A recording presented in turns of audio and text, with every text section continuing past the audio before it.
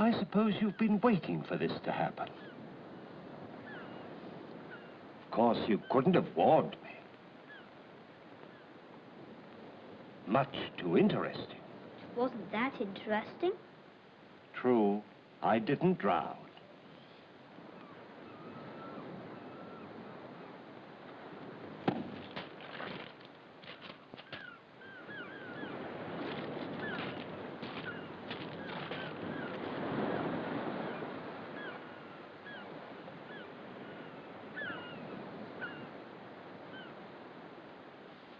It'll be at least 10 minutes before the tide can reach me here. You'll make the interval much less painful for both of us if you'll go back to your games until then. I can't. I promised to call you before it's time for me to get wet again. I can't play my game.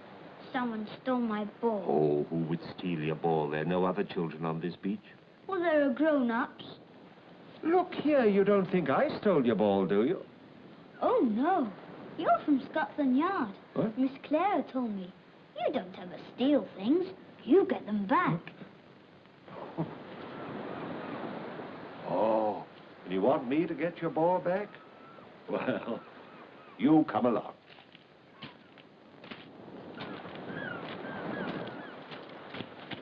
Did it ever occur to you, Miss Clara, that even a policeman should have a holiday? Oh, I'm so sorry. I shouldn't have told Roger who you were.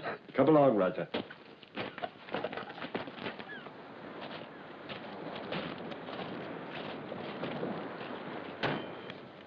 Excuse me, I'm so sorry to disturb you, but my young friend here seems to have lost a ball from his game. I didn't lose it. It was stolen. Well, at any rate, it seems to have disappeared. It was a ball about, how big? So big. So big. You haven't seen it by any chance, have you? Well, perhaps it rolled into the water. Have you looked along the water's edge? The tide's just coming in. It might have rolled the ball up. If someone stole it, it wouldn't be there. Exactly, and that's just where we're going to look. Excuse us, please. Well, Norman, going for your swim? Yes, I think perhaps I'd better. Tide's almost over the end of the jetty. If I don't go now, I shan't be able to dive. You really are a polar bear. I'm freezing. It's against my advice. If I'd listened to the advice of my doctors, I'd have been dead years ago. Wait for me here, I shan't be long. Do you think he should be doing all this swimming and diving with his heart? He couldn't do it with anyone else's. Oh, don't you, Bob? You're his doctor. He shouldn't exercise the way he does.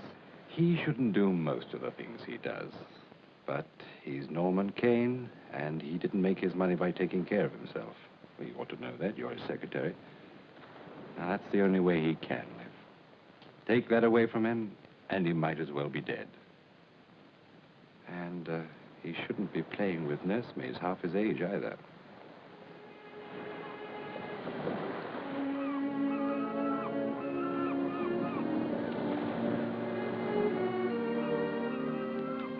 I'm going back to the house.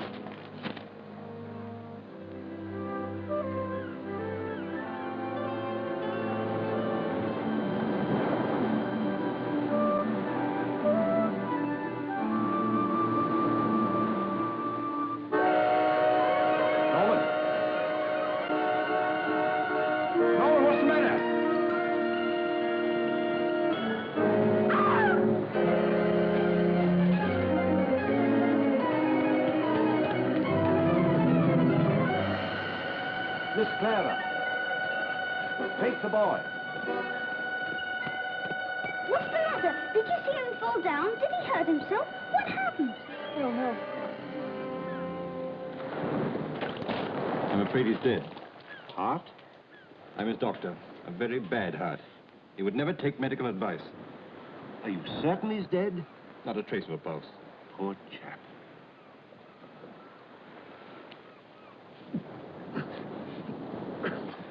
Too tightly wedged between the rocks. We can't possibly move him. I'd better get some help in the stretcher.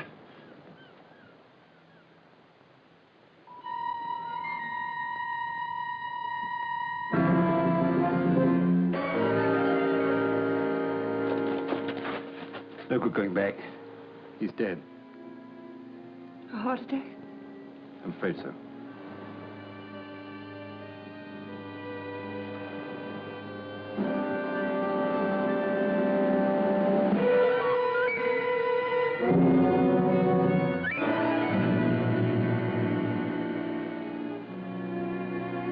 No, we're going home.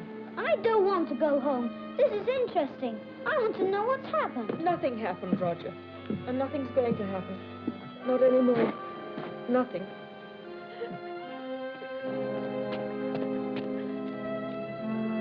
Roger, come on.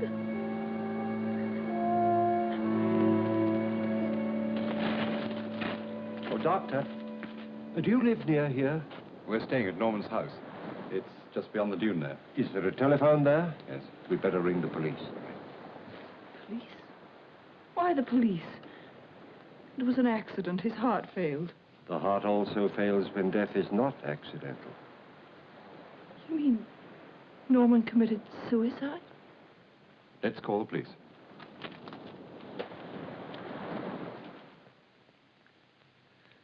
Somebody once said that you can tell about a man from his books. Well, I wonder about that.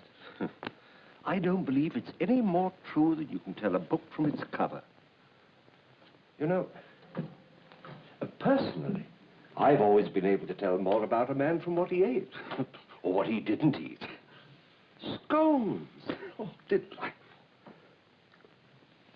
Delicious. Beautiful. I hope you don't mind.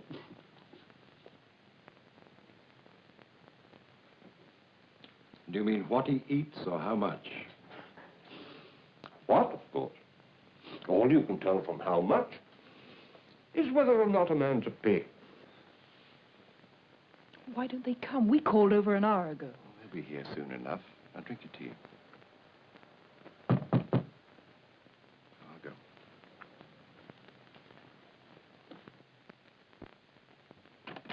Dr. Hastings. That's right. Won't you walk right in, please? Thank you. I'm Superintendent Morgan. Oh, how do you do? This is Inspector Ames from Scotland Yard. This is Miss Marion Williams. I won't waste your time with preliminaries, Doctor. We've just come from the jetty. That body you reported is no longer there. What? The tide arrived before we did. Washed the body out to sea. That is, if there was a body. Of course there was a body. Then why wasn't it carried into shore? Well, Norman was a very heavy man, and the body was lodged between the rocks, and, well, we couldn't lift him. We? That gentleman there. Ask him, he'll tell you. The doctor is quite right. The body could not be dislodged. Colonel March, what the devil are you doing here? I was enjoying the sea air. But I thought you were supposed to be on holiday. Is this your idea of fun and games? What did you do with the body? Me? Nothing, my dear fellow. I just observed it. And what on earth do you mean, my idea? I should say it was more the idea of whoever killed Norman Kane. I thought he was supposed to have died of a heart attack. Perhaps. But when I reached under his body to try to move him, I found blood. Oh, well, he may have cut himself falling. Those rocks are sharp. Mm-hmm. So is this. I found it near the body. A hat pin? Not quite. Excuse me, my dear, but where is the air rifle that you were using on the beach this morning? Wait a moment, Marion. You don't have to tell them a thing. Why not? I have nothing to hide. Who is this nosy body, anyway? He's the leading nosy baddie in the world. Colonel March, the Department of Queer Complaints, Scotland Yard. Now may I see the air rifle? Over there in the corner. Now, see here. Thank you very much. I do see it. Right over here. Now, Ames, as you know, a rifle of this kind ordinarily fires a lead bullet. But if you take the cleaning rod and cut off about 2/3 of it, sharpen what is left to a needle point, the result will be... Look out! A missile that could be shot in the ordinary way, but with murderous effect. You mean Kane was killed with that? That's absolute nonsense. I mean, Kane could have been shot in this manner, but on the other hand, he might have died quite normally from a heart attack. Which he did. And what was this doing so close to the body? But I was on my way back to the house. I heard Bob call out. I turned back. Who said you didn't? Well, you're all looking at me. I didn't kill Norman. Who said you did? We used the gun for amusement, that's all. I didn't kill him. Let her alone. You have no right. When I mentioned the police, you were afraid. Why? You didn't think Norman Kane died of a heart attack. Don't answer that, Marion. You were the only one who were out of sight when Kane fell to his death. You're an expert shot. I watched you on the beach. Can't you see what you're doing to the girl? Take it easy, man. You're the only one who could have shot him. Isn't that so? Isn't it? Please, I didn't. Stop it! Isn't that so? I said... Here now, here now, here now. You have no right. I won't allow you to bully her just because you're a policeman. Now, I told you to take it easy. We'll do the allowing round here. Are you all right, Colonel? I'll survive. I'm sorry. I lost my head. Let's see now, where were we? Oh, yes. If Norman Kane was shot, only one person could have done it. This young lady here. But look here. I'll do the talking. But on the other hand, if Kane died of a heart attack, why do you want to protect her? For one reason only. What reason? Norman Kane didn't have a bad heart at all.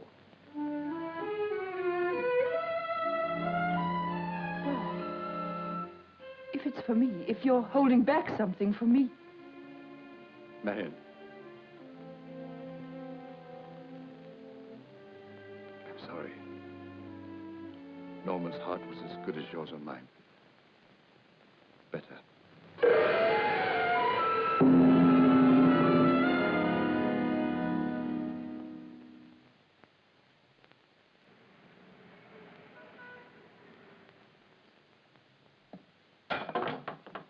All right. So it's true we haven't enough evidence for more than just suspicion. We haven't even got a corpse yet. But we are combing the beaches, and it's bound to turn up soon enough. Meanwhile, we're keeping the girl restricted to that house. Will you stop playing that blasted game and listen? I'm listening. You've got the girl under observation. Of course, it'll lead nowhere, but it'll keep your men out in the fresh air. That's always healthy. I thought it was you who considered her a suspect. She had opportunity, but no motive. Well, I'll give you motive. You know who Kane was, don't you? Big businessman, wasn't he? Big swindler. One of the biggest. You know the sort of thing, set up companies with nothing behind them and bled the poor stockholders dry. We only caught up with him last week, and I came down here to take him into custody. Uh-huh. And this time it was the sea that got there first, huh? Mere coincidence. He emptied his accounts 2 days ago, and I have a feeling that he was killed for that money. By the girl? Well, she was his secretary, bound to have known what he was up to. Uh-huh. And I think that she wanted all that money to herself. Mm-hmm. I'd hoped this was my kind of a case, but you've taken all the fun out of it. Now it's just another greedy little murder.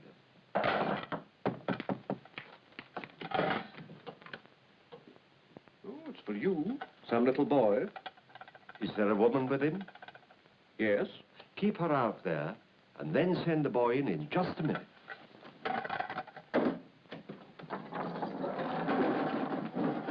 All right, Ames. Oh, Roger, come in, come in.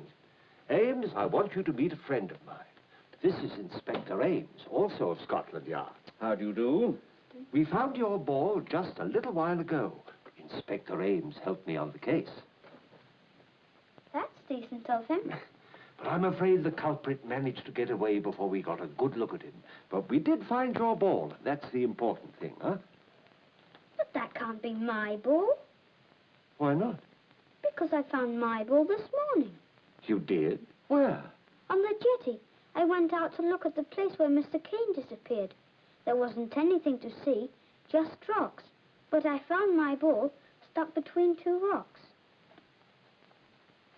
See? Are you sure that's your ball? Oh, yes. It's got a little mark of paint on it from my painting set. Were you alone when you found it? Oh, no. I'm not allowed on the jetty alone. Miss Clare was with me. But if I found my ball, how did you find that one? And what's the culprit? It's a... I'll explain that to you, Roger, when I see you again. When I see you on the beach. It's funny you finding the other ball. Are you sure you found it? Goodbye, Roger. Wait till the boys had landed here about this. How did it get onto the jetty? Well, what difference does it make the boy found it? Might make all the difference, Ames. You know, this might be my kind of case after all.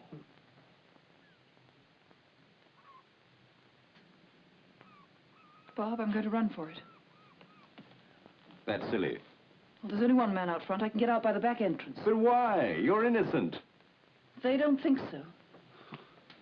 Well, all they have is a suspicion. Well, that's not proof. It's nonsensical, the idea of suspecting you. Is it? Well, you're incapable of... Murder? You're wrong, you know. I could have murdered Norman Kane with pleasure many times. He was a cruel, brutal man. I told him so at great length only a few days ago. I said some very strong things, which were overheard. Oh. I always thought that you and Norman got along so well together. We did, at first. Too well. Then I made the mistake of falling in love with him. And then he showed me what he was really like. I see. I didn't have to tell you, Bob. I wouldn't have if I didn't trust you. Thank you. All I seem able to do is to hurt you. Another reason for my going away. I'm sorry, Bob. You might as well learn the truth.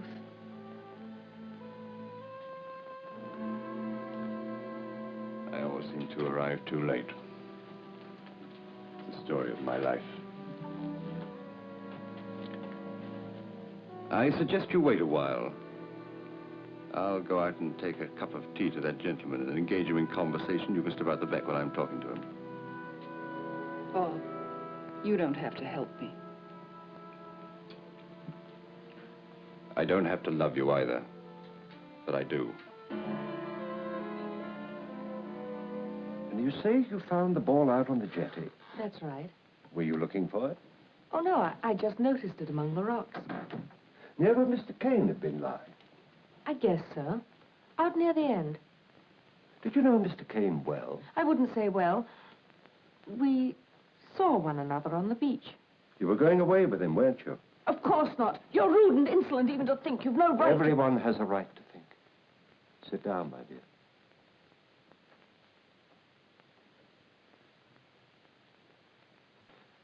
You said something that day out on the beach when you heard that Kane was dead. It stuck in my mind. You said to the boy, nothing's going to happen again. Not anymore.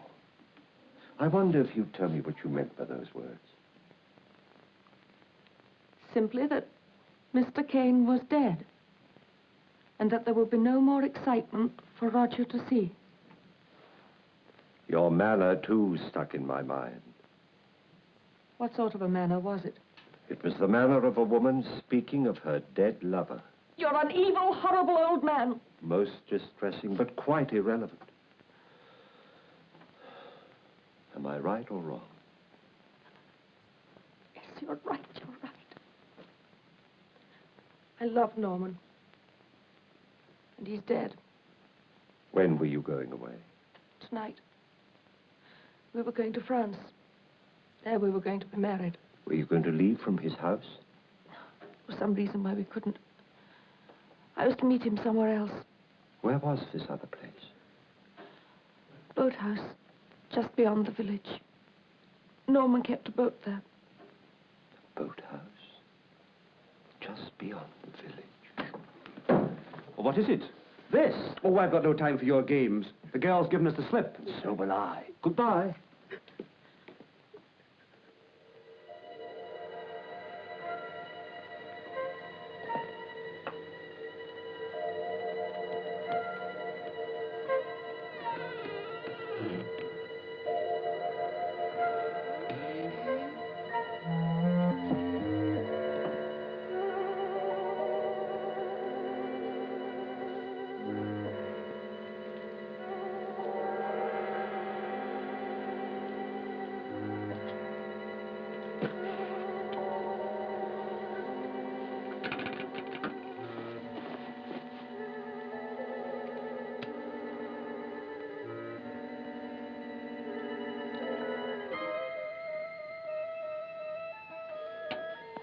Well, Norman, you're a big success. Everyone thinks you're dead. Now you can disappear with the money and live any place you like in the world. Only, you made one mistake. You forgot to be honest with me. You were making love to Marion behind my back. And for that, I'm going to kill you. Cecil! Oh, Marion. Dear, sweet Marion. You'll be pleased to know that she stands a very good chance of being hanged for your murder. The police already think she did it. But tonight, the dear, sweet, stupid girl ran away. So they'd be certain. You listening, Norman? I wouldn't want you to miss any of this. Stop shamming, Norman. I know you're awake. Stand up. The name is March. Colonel March, Department of Queer Complaints.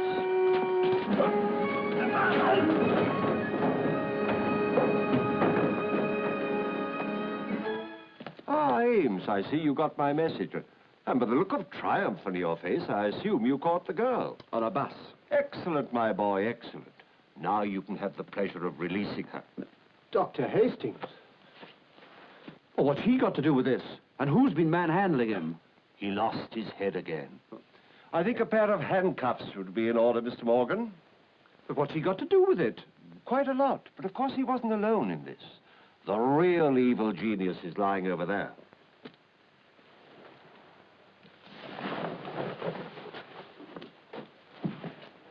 Norman Kane. Exactly. Well, is he dead? Feel his pulse. He hasn't got one. He must be dead. You can get up now, Mr. Kane. But he's got no pulse. I told you the key to this whole thing was physiological. Will you kindly raise your arm, Mr. Kane? See? He did it with this small ball. You see, if the ball is held tightly against a large artery there like that, it cuts off all circulation and no pulse is felt. I should have thought of that sooner. I broke no law. A man can amuse himself as he pleases. What was he after, Colonel? I only wanted to leave the country with my own money. Hastings decided to kill me for it. That's attempted murder. Well, come along, Mr. Kane. They want to speak to you in London. And you too, Dr. Hastings. We'll think of some appropriate criminal charge. I underestimated you, Colonel. Everyone does, once. How did you find out? Because the greedy are usually me in this world, and Kane was no exception. He couldn't resist the temptation of stealing so small a thing as a rubber ball. I told you not to steal that kid's ball. Oh, he should be thankful that he did. It saved his life, but not his liberty.